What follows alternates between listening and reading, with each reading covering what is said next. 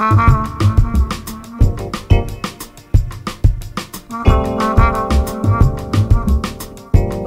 continuación, tienen la palabra Víctor González e Ignacio Vargas. Víctor es ingeniero naval e Ignacio es ingeniero aeronáutica de la Universidad Politécnica de Madrid. En 1996 se conocieron en REM Infográfica, empresa que se dedicaba a realizar productos informáticos para el mercado infográfico. Su interés por la simulación física aplicada a la infografía les llevó a investigar en nuevos modelos de simulación de fluidos. Encontraron una base de simulación de partículas y la aplicaron con éxito a fluidos, especialmente líquidos, para el cine. Había nacido el producto comercial RealFlow. En 1998 habían fundado la empresa Next Limit. En 2006 fueron distinguidos con los premios Maxwell, considerados como los Óscar europeos a la innovación. Y en 2008 fueron galardonados por la Academia de Hollywood con el Technical Achievement Award, considerado el Óscar técnico por excelencia. Este premio reconocía a RealFlow como un producto pionero en su género. Películas tan conocidas como El Señor de los Anillos, El Retorno del Rey, Ice Age, Charlie, La Fábrica de Chocolate, Poseidón, Matriz o El Código Da Vinci, entre otras, han utilizado este software. Next Limit cuenta actualmente con 3 tecnologías y 30 personas, entre ingenieros, físicos, matemáticos, informáticos. Un 7% de su facturación procede de licencias vendidas en España. El 93% restante se reparte entre las 7.000 licencias distribuidas en Estados Unidos, Europa y Japón. Entre sus clientes figuran la NASA, IBM y la BBC. Cuando queráis, Víctor y Ignacio. Vale, muchas gracias. Bueno, gracias a la Escuela de Industriales y al Club de Emprendedores por llamarnos. Nos vais a gastar, no sé, de tantas veces llamarnos, me parece que vamos a contar lo mismo y os vamos a aburrir, pero bueno, nos seguís llamando y os contamos lo que estamos haciendo. Y luego también, pues también darle ánimos a Pablo, que hemos visto que está ahí empezando con fuerza, y la verdad es que todo lo que él cuenta prácticamente o nos pasa o nos ha pasado, es decir, que coincide muchas veces que los mismos problemas, las mismas cosas surgen igual. Y también sí quiero pedir perdón por aquellas personas que les haya tocado el merchandising y les hayan tocado camisas XXXL, pero es que cuando vamos a Estados Unidos no tenemos más remedio que hacer de esas. Entonces, supongo que puedes usar la de pijama o de cortina o no sé, ya me diréis. Así que bueno, pues nada, vamos a contar un poco cuál ha sido nuestra trayectoria. Queremos hacerlo bastante ágil porque no tenemos mucho tiempo y bueno, Ignacio irá también contando sus cosas, así vamos complementándonos. Le hemos llamado de una idea a una empresa porque pues es un poco lo que ha comentado Pablo, ¿no? Todo empieza de repente de una idea, de algo que se te ocurre. No suele ser casual, pero tampoco es que hayas estado muy preocupado por conseguir la idea. Muchas veces la gente dice, no, es que no se me ocurre nada. Bueno, es que tampoco es así, ¿no? Muchas veces las ideas se te ocurren porque tenías un interés o tenías un hobby o tenías una pasión y todo esto ha ido evolucionando y un día casi por casualidad, ¿no? Aunque la casualidad a veces no es tan casualidad, de repente se te ocurre algo hablando con un amigo o con alguien o viendo una película o lo que sea, ¿no? Entonces las ideas a veces vienen espontáneamente y lo que hay que saber es a veces aprovecharlas, ¿no? Nosotros lo que se nos ocurrió cuando estábamos acabando la universidad y trabajando en una empresa de software fue un poco casual porque nos conocimos allí y bueno, también habíamos estudiado ingeniería, es decir, había una serie de casualidades ahí en el camino y sin embargo todo eso nos llevó a encontrarnos trabajando en una empresa y pensando en posibles cosas que nos gustaban o nos gustan, los efectos especiales, el cine, los videojuegos, todo este abanico. Y se nos ocurrió que pensar en los fluidos. ¿Por qué? Porque habíamos hecho cosas de fluidos en la ingeniería, pero podéis imaginar bastante aburrido, con tanta matemática y tanta historia. Y sin embargo, como nos gustaba toda la parte de los efectos digitales, conectamos las dos cosas. Vimos que no había nada para simular fluidos en las películas. Es decir, había cosas para simular fluidos en la ingeniería, pero no en las películas. Y sabíamos que en las películas cada vez había más necesidad, porque, por ejemplo, en Parque Jurásico, cuando el dinosaurio andaba por el agua, ese agua se había grabado en un parking, ¿no? Y luego se había compuesto. Es decir, no había simulación, no había efecto digital, realmente era un truco, digamos, de imagen. Y nosotros, bueno, pues un poco por las tardes, después de trabajar, en vez de irnos de copas, nos íbamos a programar. O sea, ya éramos un poco frikis, ¿no? pero... A veces también íbamos de copas, ¿eh? Lo que pasa es que luego, al volver a casa seguíamos probando. A veces íbamos de copas, pero seguíamos hablando de esto. Y bueno, pues nos pusimos a hacer algunas pruebas, a programar algo por nuestra cuenta, sin tener demasiada, o sea, con la ilusión de tener algo, pero no sabíamos muy bien qué iba a salir. Entonces, esta es la primera simulación que hicimos, que la verdad es que nos sorprendió a nosotros mismos, porque un día llegamos por la noche, esto tardó una noche en calcular, y cuando lo vimos dijimos, si esto parece un líquido, ¿no? Parece agua. Y eso fue un poco el desencadenante, es decir, esa es la idea, ¿no? Ese es el como decía Pablo, el desencadenante, ¿no? La chispa.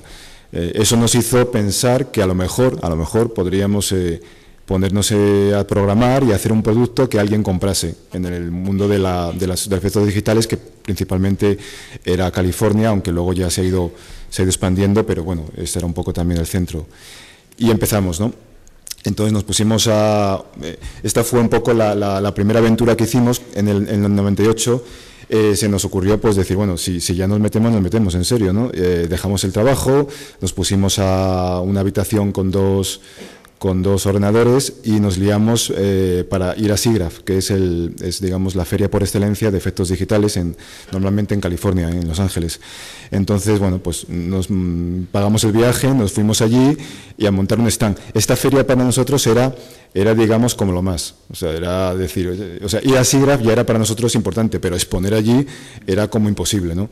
Entonces... No teníamos ni idea, vamos, aquí parece que controlamos la situación, pero... Aquí estábamos... La noche anterior cosiendo los manteles esos que veis ahí, discutiendo con el tío que llevaba las cajas, porque era de unos sindicatos que si la llevaba yo le quitaba el pan de sus hijos y claro, nos cobraban $200. Entonces lo metimos por la puerta de atrás, o sea... Sí, estábamos un poco trabajando sobre la marcha e intentando montar algo con la ilusión de hacerlo, pero también con mucho miedo de no saber muy bien cómo se hacía y bueno, tampoco era la primera vez que íbamos a Estados Unidos, todo no sonaba chino. Bueno, era raro, pero... Y el inglés nunca es igual que el que te enseñan aquí. Sí, decían, ¿en qué idioma habla esta gente, no? Era raro.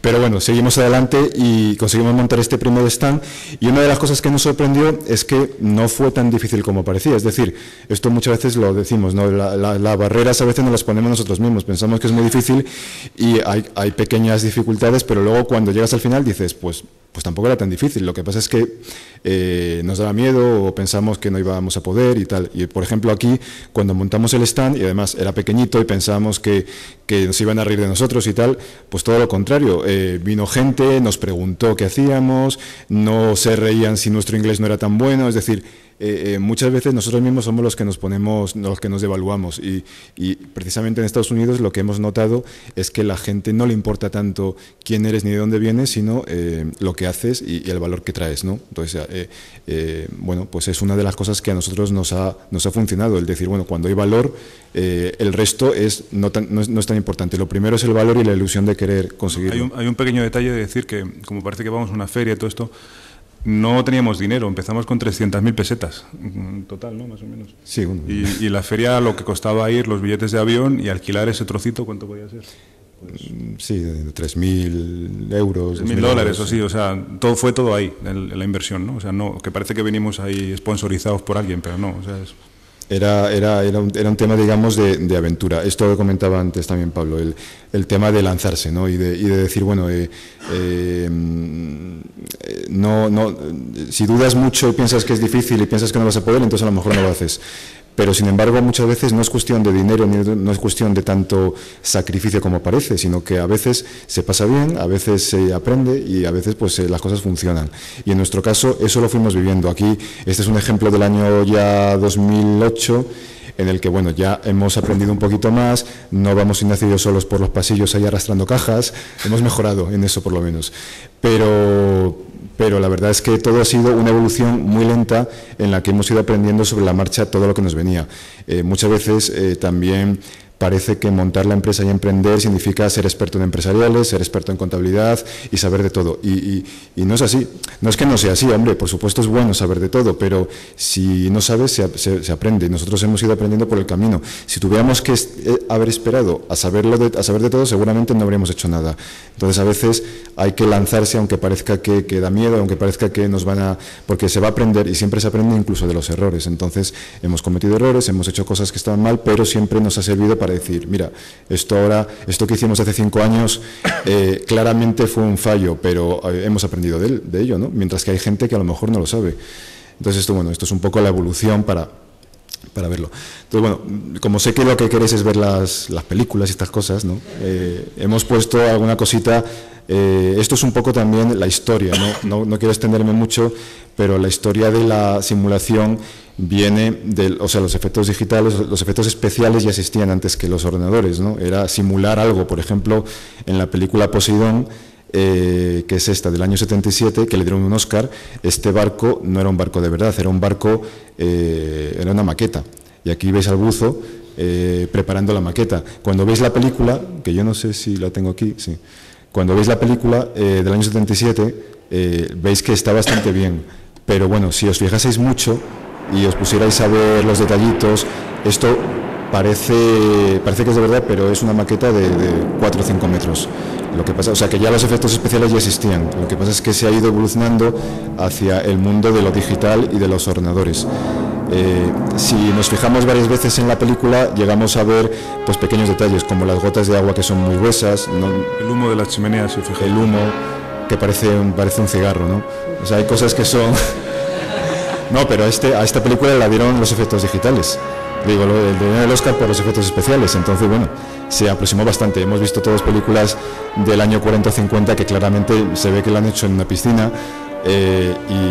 Y esto sucede porque realmente en los efectos digitales las cosas se pueden hacer más pequeñas y el truco es rodar más lento. Es decir, esto está rodado para que vaya más lento. Entonces, cuando una cosa va más despacio, parece que es más grande. Eso lo vemos, por ejemplo, en las nubes. Las nubes son muy grandes y se mueven despacio. Entonces, intuitivamente lo entendemos así. Pero con el agua no es tan fácil. Aunque el agua lo pongamos a cámara lenta, el agua no se comporta igual cuando es pequeña escala que cuando es grande. Y las gotas de agua, por ejemplo, tienen un grosor que evidentemente no es el mismo, o sea, siempre es un grosor constante. Entonces, fijaros en las olas que están pasando por encima de la cubierta. Eso en la realidad estaría rompiendo el barco prácticamente, ¿sabes? Sí. Cuando vais en un crucero no veis olas que os pasan por encima. Sí. Bueno, a veces pasa y es malo. Entonces, bueno, aquí vemos el ejemplo y luego hay otro ejemplo de la ola que les llega. A ver si lo tengo aquí.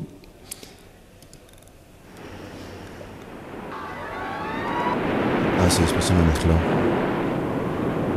Espera. Así puedo... Aquí la historia es que el barco llega una ola gigante y les cae encima. Entonces el barco se da la vuelta. Esto lo hicieron hicieron un tobogán de agua. Esto que vemos aquí es un tobogán de agua. Metieron ahí no sé cuántos litros, se los lanzaron y lo grabaron. Ya está. Entonces, bueno, queda bastante bien, pero lo que pasa con los efectos es que es curioso, porque según pasa el tiempo, la gente va pidiendo más. Es decir, esto en el año 77 le dieron el Oscar. Hoy en día no sería aceptable. Pero, sin embargo, películas que hemos visto ahora, por ejemplo Avatar, dentro de 10 años no serán aceptables. Es curioso como el ojo se acostumbra enseguida y la gente quiere cada vez más realismo. Películas que hemos visto de hace 5 años, de hace 10, todo va cada vez quedando más obsoleto y la gente pide más realismo. Entonces esta película tuvo esa... Bueno, es la época de las catástrofes del año 70 que curiosamente están volviendo. O sea que estamos haciendo una especie de revival de los años 70 ahora. No, realmente tampoco buscan realismo, buscan impresionar cada vez más, ¿no? Porque Avatar no es nada realista, pero sin embargo tienen que impresionar al público, ¿no? Cada vez más, porque si no, no vas al cine. La única diferencia es que ahora no hay pantalones campana y las corbatas no son así de grandes, pero bueno, el resto más o menos, y aquí está pues un poco el efecto. Bueno, sigo. En el año 96 se hizo el remake de Poseidón y el barco es completamente digital. 2006, sí. El fluido es completamente digital y os podéis imaginar que pues es todo mucho más espectacular. Sin embargo, cuando hablamos de simular cosas en el ordenador, muchas veces sucede que el artista lo que quiere es hacer cosas no reales. Eso pasa mucho con las películas. Muchas veces viene un artista y dice, oye, yo quiero hacer una ola gigante que haga esto y lo otro. Y entonces el que sabe de física o de ingeniería dice, bueno, es que eso no, las olas no hacen eso. Y dice, no, pero yo quiero que lo haga. Entonces al final, Entonces, cuando vemos una película tenemos que tener mucho cuidado porque todo está muy exagerado. Nosotros viendo películas pensamos que los tsunamis son así, que las olas gigantes son así y nos confunde. A veces la naturaleza a veces es más sosa y a veces es más agresiva, ¿no? Pero las películas normalmente suelen tener ahí un elemento de emocional y artístico que no coincide con la realidad. Entonces nuestro producto tuvo que pegarse con esa historia, con la idea de hacer algo que tuviera que tener la parte matemática física para simular el fluido, pero que le permitiera al artista hacer cambios. Por ejemplo, ahora quiero que el fluido vaya para arriba o haga formas o lo que sea. Entonces aquí tenéis un ejemplo, por ejemplo, la inundación de esta escena también se hizo con el producto o esta es de la película de Guardian.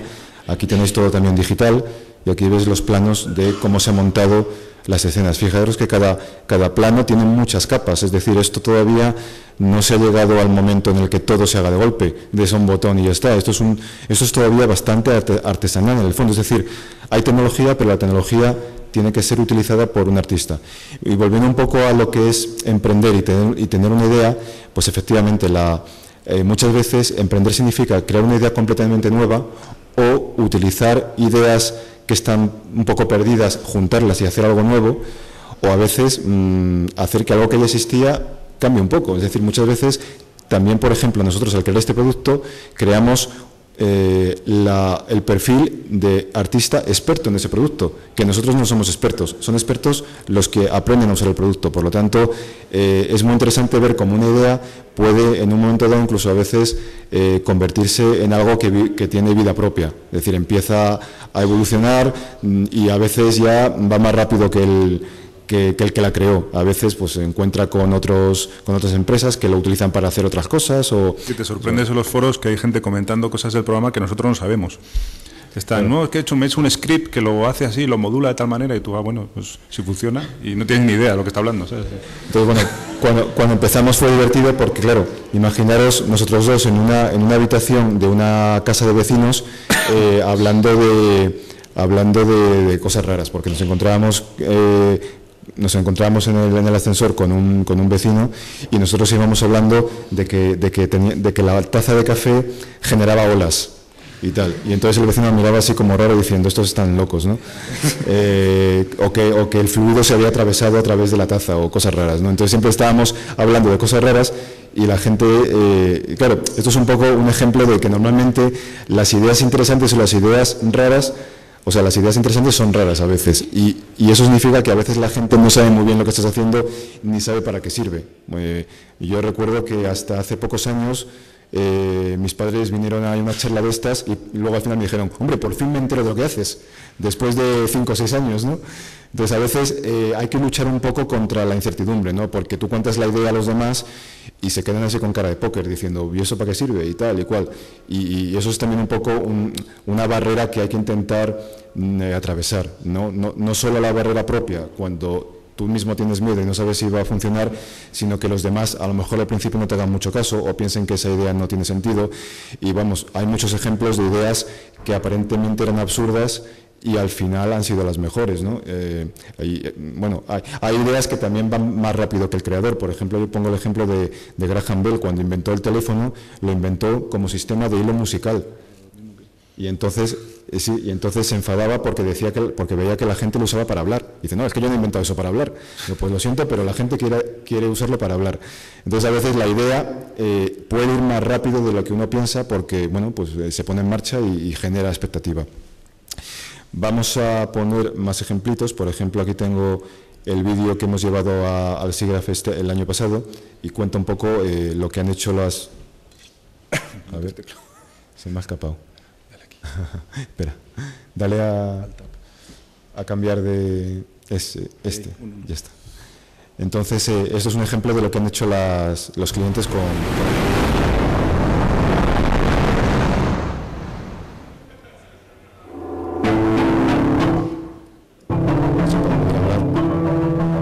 todo esto. Son cosas que hace la gente, que hacen nuestros clientes y que nosotros no sabemos hacer. Es decir, nosotros no somos los usuarios de la tecnología. Esto en informática o en ingeniería pasa muchas veces. Se diseña un elemento, se diseña algo pero luego el uso de ese diseño es un mundo diferente. Yo siempre pongo el ejemplo del que diseña el avión y el que lo pilota. Son perfiles diferentes y tipos diferentes. Entonces, bueno, nosotros cuando enseñamos esto también tenemos que dar pues darle el valor a la gente que ha aprendido y que ha utilizado este producto. Muchas veces decimos la tecnología es un 50% el que la hace y un 50% el que la utiliza. Muchas veces es evidente que la tecnología tiene que ser fácil de usar. Si es muy difícil o es inviable, pues no.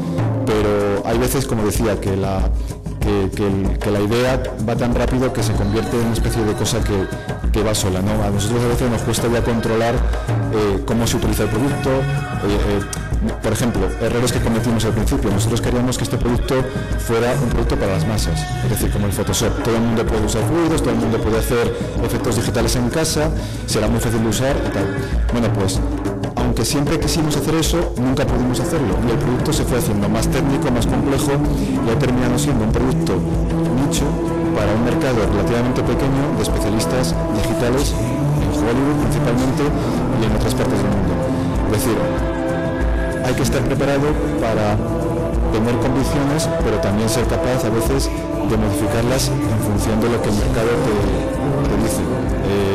Es difícil porque hay que estar preparado para las dos cosas. Hay que estar preparado para innovar, hay que estar preparado para adaptarse al mercado. Si habéis visto el anuncio de Aquarius, que dice que Aquarius lo inventaron para bebida isotónica y la gente lo usa como bebida de ocio. Es decir, la gente al final hace lo que quiere. Y tenemos que estar preparados para escuchar lo que dice el mercado, pero también poner algo nuevo, porque la gracia de la innovación es también sorprender. Entonces es un poco un juego entre las dos cosas. Bueno, aquí veis casos bastante interesantes, ¿no? de ejemplos que son más artísticos, de ejemplos que son más realistas, de cosas de publicidad, cosas de cine. Ahora vemos un poquito más en detalle algún caso de cine y cómo se ha realizado. Volviendo un poco más a nuestra evolución, pues luego dentro de la empresa vas aprendiendo. El emprendedor, digamos, al principio hace todo, barre el suelo, limpia los cristales, hace la contabilidad, hace de todo, ¿no? Y poco a poco va luego adaptándose a la situación, ¿no? Y entonces tienes que ir pasando como por etapas, ¿no? Al principio haces de todo, luego vas trayendo más gente y eso es un punto importante, ¿no? Lo ha comentado Pablo. Yo creo que todos hemos caído en ese error en el que al principio quieres hacer todo rápido y como sea, y luego te das cuenta de que como no sabes de todo, tienes que empezar a ver la calidad de cada cosa, ¿no? El tema de, por ejemplo, hacer una página web adecuada. Al principio los ingenieros decían, la página web es muy fácil, ponemos aquí uno de estos cacharros para hacer páginas web y ya está. Y luego te das cuenta de lo imposible que es hacer una página web buena. Tienes que tener una especialización. Bueno, o sea, las páginas de ingenieros se ven a primera vista, vamos, es terrible. Entonces siempre tienes que darte cuenta de que tienes que buscar un poco la calidad en cada elemento, ¿no? Por supuesto, pues a veces el dinero influye y si no tienes una financiación o no tienes una capacidad de empezar a tener ingresos, las cosas pueden ser más difíciles. Apoyarse en amigos, ser capaz de motivar a otros grupos, tener socios. Lo de tener socios es un poco relativo, hay que tener cuidado de no ser demasiados, porque muchos socios a veces también se produce esa confusión de que, pues yo creía que la empresa iba a dar más dinero, no, yo creía que menos, yo es que tengo gastos, yo no. Entonces a veces uno es muy difícil, como decía Pablo, 2 está bien, 3 puede ser multitud, depende del caso, pero hay que tener siempre una cautela de no emprender una idea a mogollón. O sea, una idea normalmente la tiene una persona o 2, no la tienen 14, y lo más normal es que si la empresa empieza con 14, al primer año solo trabajen 5, al segundo año haya desaparecido o uno se haya ido porque tal, o sea, puede también ser complicado. Hemos colaborado en muchas películas, pero no hemos colaborado directamente con la producción. Hemos vendido el producto porque ese es nuestro modelo de negocio. Nosotros cuando empezamos la empresa dijimos, bueno, ¿qué hacemos? ¿La ponemos en Estados Unidos? ¿Nos vamos allí a trabajar? ¿Nos quedamos aquí? Y decidimos hacerla aquí, primero porque nos gustaba, siempre decimos que nos gustaba demasiado la tortilla de patata, no queríamos perder ese vínculo, y por otro lado porque, Bueno, porque el software se puede vender desde fuera. Cuando compráis Photoshop o usáis cualquier producto, no sabéis dónde se ha hecho. A lo mejor lo vende Adobe, que es una empresa americana, pero a lo mejor el desarrollo lo tienen en la India, no se sabe. Entonces, realmente la idea de hacer un producto hoy en día, con la capacidad que tenemos de comunicación, tenemos Internet, tenemos todo, ¿no? Entonces, eso permite una capacidad de venta de elementos intangibles. Estamos en la era del conocimiento. Ahora, todo lo que sea suministro de información, de bits, todo lo que signifique no tener que enviar nada físico, que no haya logística, y eso incluye el software, incluye lo que está haciendo Pablo, incluye cualquier idea que podamos tener en la que el valor principal sea la información.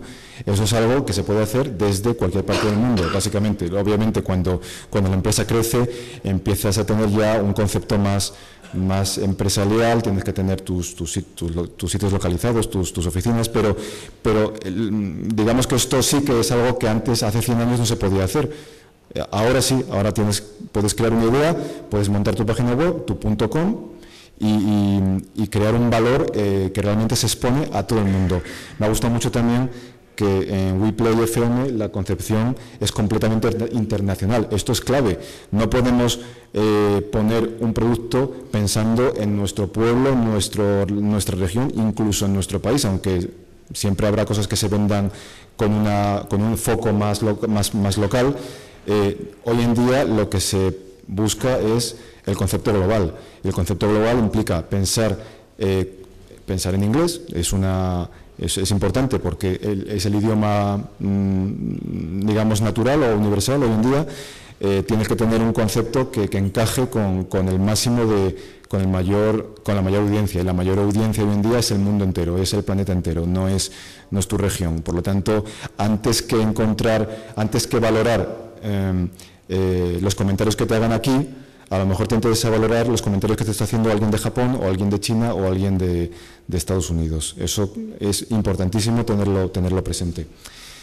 Bueno, quiero sacar más imágenes de producto.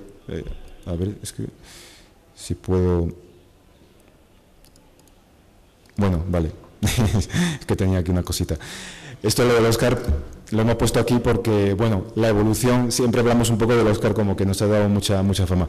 La evolución de esto ha sido trabajar y trabajar. Es decir, esto no es el final del camino, esto es un hito anecdótico, casi podríamos decir. A un actor, si le dan un Oscar, tiene ya un prestigio asegurado. A un tecnólogo, cuando le dan un Oscar, no creáis que sirve para demasiado, porque la tecnología se está vendiendo hoy porque es buena, y si deja de ser buena, se acabó. Es decir, no hay más. Y el Oscar nada más no se puede vender, porque los de la Academia nos mandaron un contrato y no, $1, lo puedes vender y solo lo podemos revender por $1 a ellos mismos. Por lo tanto, no hay nada que hacer. Entonces, realmente esto es anecdótico, pero en tecnología y en innovación hay que estar continuamente trabajando si ese es tu objetivo. Es decir, evidentemente también habréis oído de gente que patenta una idea, la vende y se acabó. Estos son casos muy aislados y no es lo normal. Lo normal es realmente el trabajo, la paciencia, la ilusión sostenida y el estar ahí continuamente con el pico y la pala, ¿no? Y de vez en cuando pues hay alguna alegría, pero tampoco tantas. Bueno, aquí he puesto el vídeo un poco del Oscar por demostrar que no nos lo hemos inventado, que estábamos allí. Lo del Oscar es una cosa curiosa porque bueno, esto además nos lo dio Jessica Alba, que fue realmente por lo que fuimos, esa es la verdad, ¿no? Lo del Oscar era lo de menos. Pero bueno, aquí tenemos un montaje de la historia, ¿no? Entonces bueno, esto se da en una ceremonia diferente, no se da en la que vemos en las películas, entonces en la televisión, entonces no vimos actores famosos ni nada. Esto es una fiesta de tecnólogos.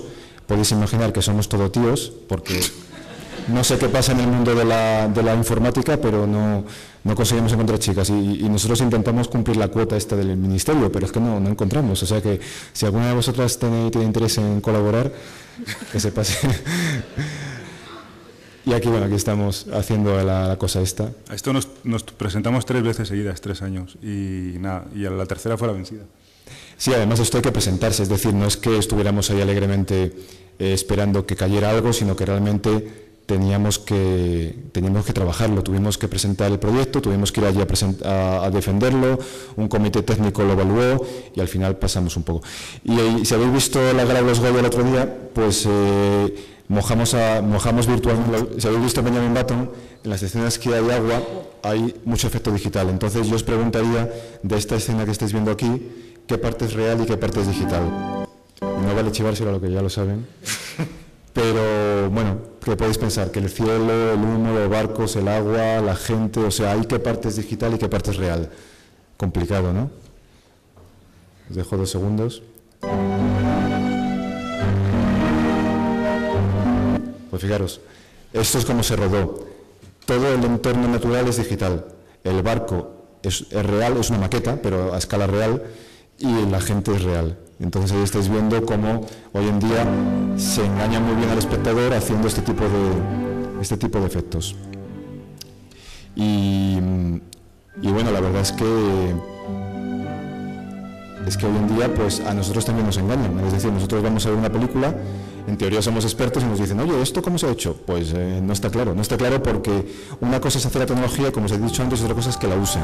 Y otras cosas que la usen con otras 5, 10 o 20 tecnologías, las mezclan todas, como estáis viendo aquí, y luego al final os pongan una escena que ya no saben muy bien distinguir qué es lo verdadero de lo falso.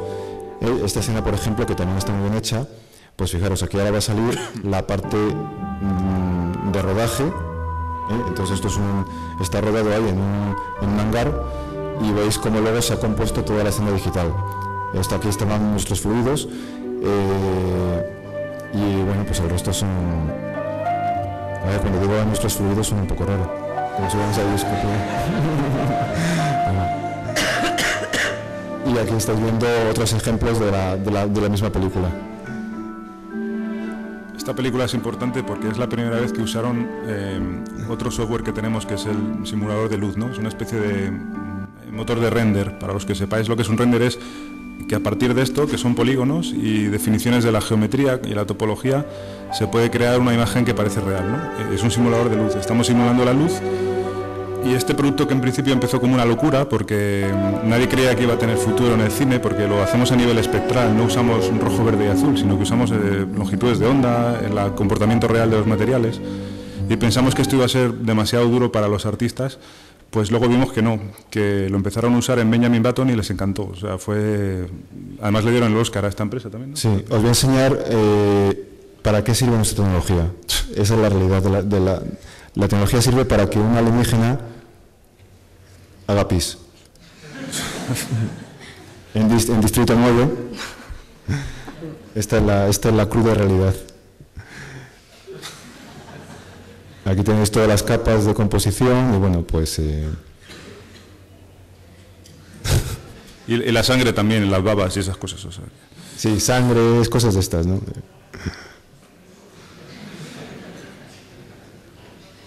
Más cosas, que ya nos estamos quedando sin tiempo. Bueno, por ejemplo, en BioShock, que es no sé si habéis visto, el juego que ha salido ahora, tiene una parte, la intro del juego tiene una especie de película y toda la parte del final donde sale el fluido está hecha, bueno, no lo pongo todo, pero eso lo podéis ver, pero en la parte del final hay unas escenas de agua y están creadas con el producto, es decir, el producto se utiliza en el mundo de videojuegos, pero no para hacer la simulación, es un poco raro, para hacer la simulación o sea, no es para el propio juego en sí mismo, sino para las escenas que lleva el juego. Cada vez habéis visto que los videojuegos hay una convergencia cada vez más fuerte entre el mundo del videojuego y el mundo del cine, y de hecho cada vez creemos que es más fuerte, es decir, ya una película sin videojuego ya prácticamente no se concibe, y los videojuegos tienen ya unos niveles de venta y unos niveles de producción casi mayores que las películas, entonces es increíble, ¿no? Hemos estado, por ejemplo, viendo a la empresa Blizzard, que ha hecho este juego, y cuando vas allí parece Pixar, es decir, es una empresa que prácticamente tiene la misma parafernalia, la misma infraestructura como para hacer una película. Son verdaderamente complicadas. Y en esta película pues también se ha usado la tecnología, en película, videojuego, ¿no? También se ha usado la tecnología. Aquí veis pues, cómo se han hecho algunas escenas. Todo esto siempre tiene mucho trabajo de previsualización, de prueba y error, técnicos, etcétera, etcétera, ¿no? Entonces, bueno, alguna cosa más por aquí, déjame mirar. Sí.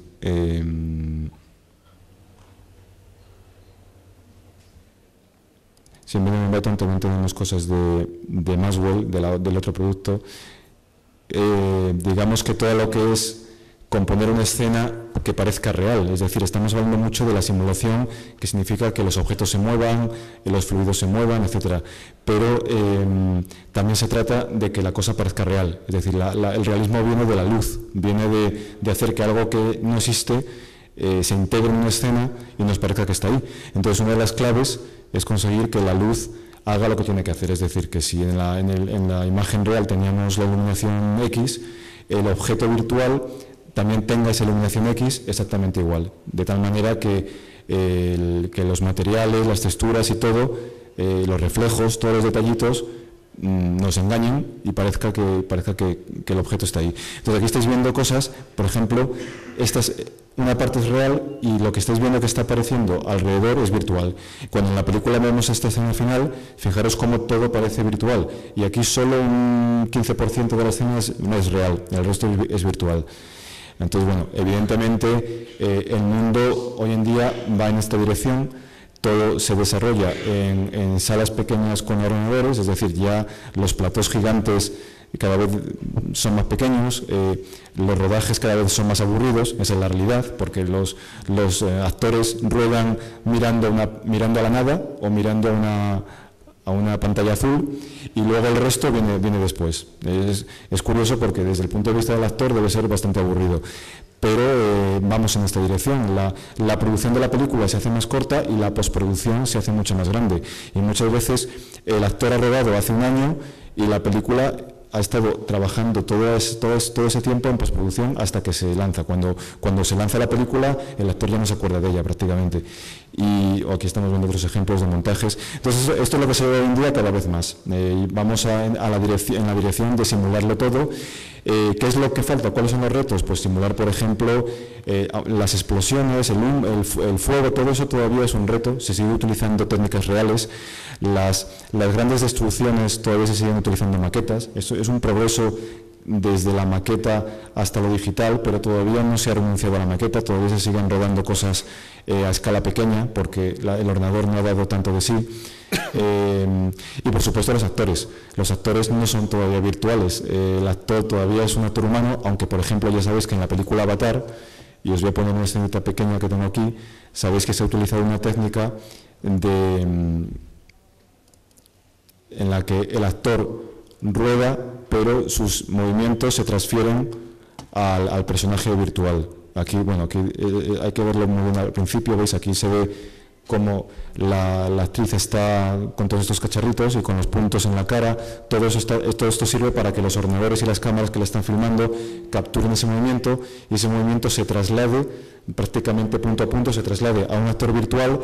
La diferencia y la gracia que ha tenido esta película, porque esto ya existía de alguna manera, la gracia es que James Cameron lo que ha hecho es trabajar en tiempo real con esto, es decir, mientras el actor estaba rodando, James Cameron no estaba mirando al actor, estaba mirando al actor virtual, que era lo que se ve ahora, esto. Entonces James Cameron estaba dirigiendo la escena mirando esto, viendo esto, no viendo lo que hacía el actor, mientras que antes lo que se hacía era, se rodaba el actor y luego todo eso se procesaba y era más tedioso y se llevaba al actor virtual. Aquí se ha conseguido hacer en tiempo real. Entonces James Cameron estaba con una cámara digital. Bueno, esto es mucho más complicado porque la cámara la estaba dirigiendo James Cameron con sus manos. Es decir, James Cameron tenía una cámara virtual en las manos, no de verdad, estaba mirando sus movimientos, eran los movimientos de la cámara en el mundo virtual. Y estaba viendo lo que hacía el actor virtual directamente ahí. Entonces, bueno, pues el rodaje ha sido completamente innovador, ¿no? Y aquí vemos, pues bueno, ya las composiciones que se hacen ya sí que son posteriores, es decir, una vez que se ha rodado, ya sí que se le da un acabado que ya tarda más tiempo para conseguir este grado de detalle. Esto todavía no se hace en tiempo real, esto ya puede tardar días, semanas o meses. Esa es la verdad. Entonces todavía no hemos llegado a un punto en el que toda esta complejidad se haga instantáneamente. Bueno, el tráiler ya lo habréis visto, entonces no lo pongo. Bueno, estoy acabando. Sí, yo creo que voy a enseñar más cosas. Bueno, sí os voy a enseñar algo, porque como es la hora de comer, pues os voy a enseñar lo que se puede hacer con Realflow. Para los golosos será una tortura esto, pero esto no, pues fijaros, esto lo ha hecho un chico israelí que no conocemos con la versión demo, y nos hemos dado cuenta de que tenemos un genio ahí, y porque ha hecho algo que realmente es difícil de hacer. Muchas veces fijaros cómo sorprende el uso de la tecnología. Seguramente cuando Pablo lance su sistema se sorprenderá de, ahora sí, esto no estaba diseñado para eso, y de repente empieza a tener una especie de vida propia, ¿no? Entonces nos han hecho aquí unos chocolates que han quedado bastante bien. Y quién sabe, ¿no? A lo mejor de repente viene Ferran Adrià, uno de estos, y dice, pues yo quiero simular esto y tal, no sé qué. O sea que a veces la cosa es un poco caótica, ¿no? Pero bueno, un poco lo que queremos transmitir hoy es esa especie de conceptos que han surgido, ¿no? Hay que tener la ilusión siempre por querer innovar, y no se innova de la noche a la mañana, sino que se innova con la paciencia, con el trabajo lento, con la innovación es continua. A veces se te ocurre la idea en una fiesta o en un, yo qué sé. O sea, eso es así de absurdo. El mundo es bastante caótico y bastante complejo, se ha hecho sobre todo más complejo hoy en día, ¿no? En la época de nuestros padres todo estaba un poquito más plano, pero ahora es una locura. Ahora tu proyecto es muy bueno y al día siguiente es muy malo porque han surgido 14 iguales. Entonces hay que estar preparado para todo, para zigzaguear, para apoyarse en otros, para complementarse. Todo esto es importante, pero no hay que perder nunca la ilusión de decir, bueno, pues esto a lo mejor no era exactamente como pensaba, pero si lo cambio un poco sí que consigo otra cosa nueva, ¿no? Hay que estar siempre continuamente buscando y buscando. Luego hay una ventana de lanzamiento que es ahora. Yo creo que ahora tenéis la edad ideal porque estáis en el máximo de energías mentales y físicas, y dentro de unos años ya no vais a estar. Por ejemplo tú, ¿no? Yo, por ejemplo. O sea, yo estoy ya así, como mi teoría es que a los 30 y tantos años, yo tengo 36, los genes te están diciendo que ya no vales para nada. O sea, estamos... sé que suena un poco duro, pero te están diciendo, oye, quítate de en medio. Entonces ahora tenéis la edad ideal, ¿sabes? Los 20 y tantos es la edad mental y física de innovar. No podéis esperar, no podéis decir, bueno, cuando tenga 50 ya innovaré. No, ahora. Porque ahora no tenéis ningún compromiso, ni tenéis cargas familiares, y tenéis todas las neuronas funcionando. Entonces yo creo que tenéis una oportunidad ahora buena. Sí, de todas maneras, le podéis mandar mensajes de ánimo a Ignacio de vez en cuando a su email, que seguro que ayuda. Bueno, vale, pues podemos estar horas hablando, pero más o menos queríamos hacer algo agradable. Cualquier cosa que nos queráis preguntar, tenéis nuestro email, Víctor @ o Ignacio @ neslimi.com. Es muy fácil de recordar, y como solemos responder casi siempre por email, pues mejor nos escribís, y lo que queráis, pues estamos a vuestra disposición, y muchas gracias.